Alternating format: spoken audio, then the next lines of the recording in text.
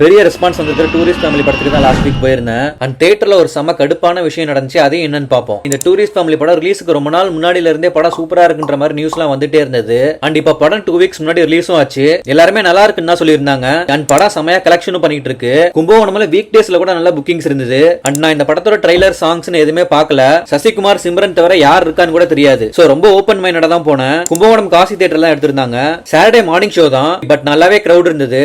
Balcony எல்லாம் ஃபுல்லா தான் இருந்தது. அண்ட் அட் லாஸ்ட் நான் படமும் பார்த்து முடிச்சேன். எனக்கு படம் பிடிச்சிருந்தது. ஹோல்சமா இருந்தது படம். ஃபன் அண்ட் காமெடி சீன்ஸ்லாம் தான் எனக்கு ரொம்ப பிடிச்சிருந்தது. சில எமோஷனல் சீன்ஸும் நல்லா டச்சிங்கா இருந்தது. படம் கொஞ்சம் பிரெடிக்டபிளா இருந்த மாதிரி இருந்தது. லைக் ஒரு பாயிண்ட்க்கு மேல அடுத்து என்ன நடக்க போகுதுன்னு தெரியற மாதிரி. பட் எங்கேயும் போரும் அடிக்கல. நான் சொன்னல ஒரு கடுப்பான விஷயம்னு. படம் ஓடிட்டு இருக்கும்போது எனக்கு பின்னாடி 3 rows தாண்டி லாஸ்ட் ஒரு 15 மினிட்ஸ்க்கு பயங்கர சத்தமா யூடியூப் வீடியோஸ் மொபைல்ல போட்டுட்டு இருந்தாங்க. எதனா சின்ன பசங்களை சமாளிக்க இப்படி பண்ணாங்களா என்னன்னு தெரியல. அந்த சைடுல இருந்த எல்லாருமே அவ்வளவு சவுண்ட்ல தான் படம் பார்த்துட்டு இருந்தாங்க.